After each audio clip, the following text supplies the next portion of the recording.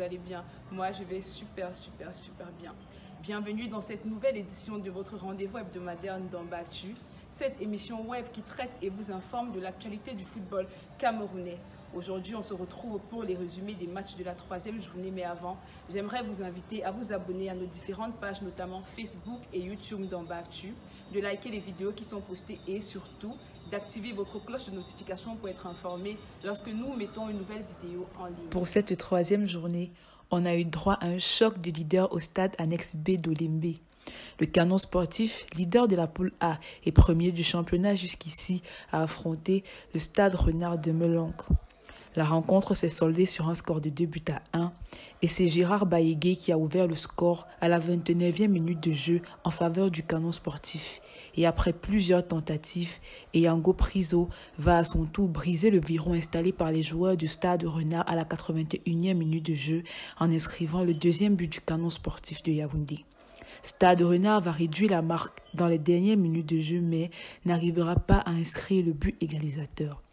Malgré cette défaite, Stade Renard reste tout de même deuxième de la poule A. C'est sur la pelouse du stade annexe 2 de Japoma que s'est jouée la rencontre la plus prolifique de cette 3e journée, soit 7 buts marqués durant ce choc qui a opposé Fauve Azur à Diko FC. Les Fauves remportent enfin leur premier match de la saison avec un score de 4-3. Rappelons que c'est Diko qui ouvre le score à la 11e minute de jeu grâce à Moukete et 2 minutes plus tard, Kaba inscrit le but égalisateur. Ensuite, l'homme en forme de Fauve Azur, Pierre Boyomo, va redonner l'avantage à son équipe à la 21e minute de jeu. Sans se laisser surprendre, Malay va égaliser à la 30e minute pour Diko FC. Tel un fauve, Pierre Boyomo va s'offrir un doublé à la 35e minute, mais c'est sans compter sur Bakinde qui va égaliser en faveur de Diko en transformant un penalty à la 43e minute de jeu. Au retour des vestiaires, c'est un but de Kenyé à la 59e minute qui va sceller cette rencontre, permettant ainsi à Fauve Azur d'en sortir vainqueur. Avec 9 buts encaissés, Diko FC devient dès lors l'équipe du championnat ayant la défense la plus instable. Dans la région du littoral, Racing Club de Bafoussam affrontait la valeureuse équipe de Young Sport Academy sur la pelouse du stade annexe 1 de Japoma. La rencontre s'est terminée sur une victoire de Young Sport Academy grâce à un but inscrit par Tagemo Emmanuel à la 29e minute de jeu. Avec un compteur bloqué à 0 points, les tout-puissants de l'Ouest occupent l'avant-dernière place de la poule A. Toujours dans le littoral et pour le compte de cette 3e journée, APGS de Mfou a affronté AS Fortuna. Les deux équipes voulaient se relancer après leur match nul concédé lors de la journée précédente. Mais c'est avec plus d'envie et de détermination que AS Fortuna va trouver le chemin des buts grâce à Eno qui signe d'ailleurs son 2e but dans ce début du championnat.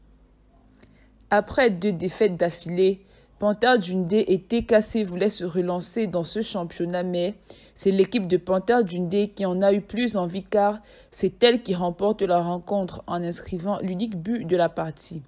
Le TKC qui s'enfonce un peu plus dans le classement se retrouve au terme de cette journée à la dernière place de la poule A. Pour cette 3e journée, on a également assisté à la rencontre qui opposait Union sportive de Douala à Colombe du Djaï Lobo sur la pelouse du stade militaire de Ngouaikele. Les deux équipes, malheureusement pas très bien classées au début de la 3e journée, voulaient remédier à cela. Malgré l'ouverture du score par Union sportive de Douala à la 6e minute grâce à un but de Goblaise, Colombe du Djaï Lobo parvient quand même à revenir au score grâce à un magnifique but de Kamle. Les assauts et les multiples tentatives des deux équipes pour prendre le dessus l'un sur l'autre ne suffiront pas. Le score n'évoluera pas et le match se terminera par une neutralité d'un but partout. Passé au résumé des matchs de la poule B, nous marquons une petite pause avec la rubrique Ndamba du Quat. Aujourd'hui, nous vous montrons une vidéo qui vient du quartier Etoudi. Si vous aussi vous souhaitez voir vos vidéos diffusées sur nos différentes pages, n'hésitez pas à les envoyer sur notre messagerie Facebook Ndamba Actu. Elle va filmer ça.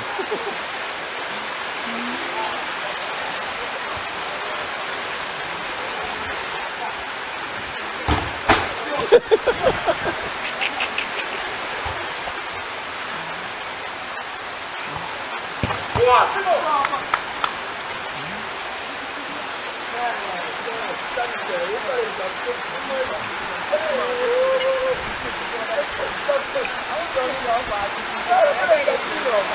moi, j'ai filmé.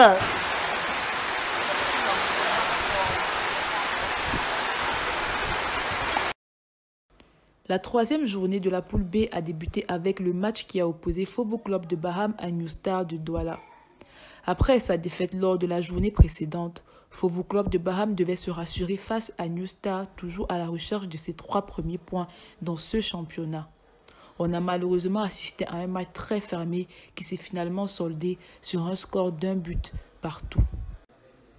Avion Sport Academy, vainqueur de ses 2 matchs précédents, a affronté PWG de Bamenda sur la pelouse du stade de Banjul. PWG devait tenter d'enchaîner une deuxième victoire consécutive, mais les 2 équipes ne parviendront pas à se départager et vont se séparer sur un score nul et vierge. Sur la même pelouse, Ofta de Kribi a croisé le fer avec Bamboutos qui fait un sans faute depuis le début de cette saison. Malgré l'exclusion de Mounia, le portier d'Ofta, les Ocean Boys réussiront à arracher le nul devant les Mangwa Boys grâce au but marqué par Le Pratmanio et Bolende. La rencontre se termine donc sur un score de 2 buts partout. Toujours pour le compte de cette 3e journée, c'est au stade Moliko de Boya que FC Yaoundé 2 a affronté Dragon FC.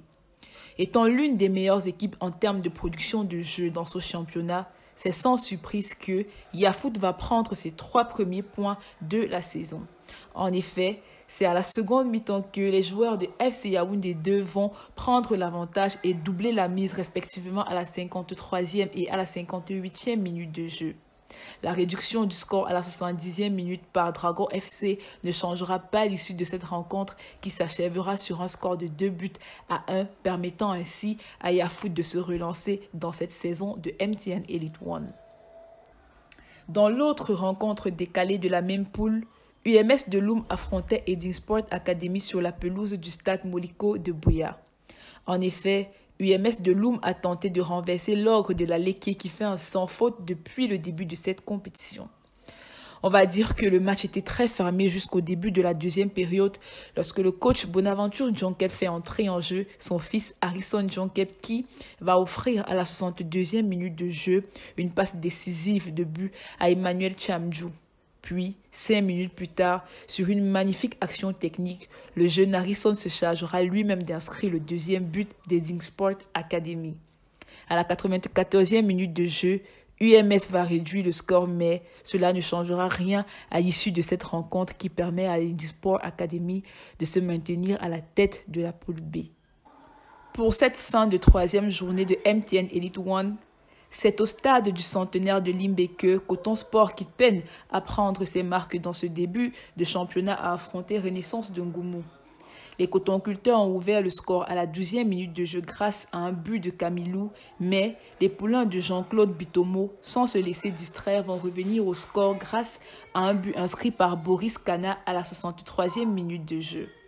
Les 2 équipes se séparent donc sur un score d'1 but partout, au grand désarroi de Coton Sport qui devra encore attendre pour arracher sa première victoire dans ce début de saison. Nous clôturons votre rendez-vous hebdomadaire d'Ambactu avec la rubrique Boy le Niama. Comme vous le savez, chaque mois, un maillot est à gagner par l'un de nos abonnés. Et ce mois-ci, c'est un maillot du canon sportif de Yaoundé qui est mis en jeu. Si vous souhaitez participer au tirage au sort, n'hésitez pas à vous abonner à nos différentes pages, à liker les vidéos qui sont postées et à nous dire en commentaire « Je veux remporter le maillot ». C'est la fin de cette édition de votre rendez-vous hebdomadaire d'Ambactu et j'espère que vous avez aimé. On se retrouve prochainement pour une nouvelle édition. N'oubliez surtout pas de vous abonner à nos différentes pages, notamment Facebook et YouTube d'Ambactu, de liker les vidéos qui y sont postées et d'activer votre cloche de notification pour être informé lorsque nous mettons une nouvelle vidéo en ligne.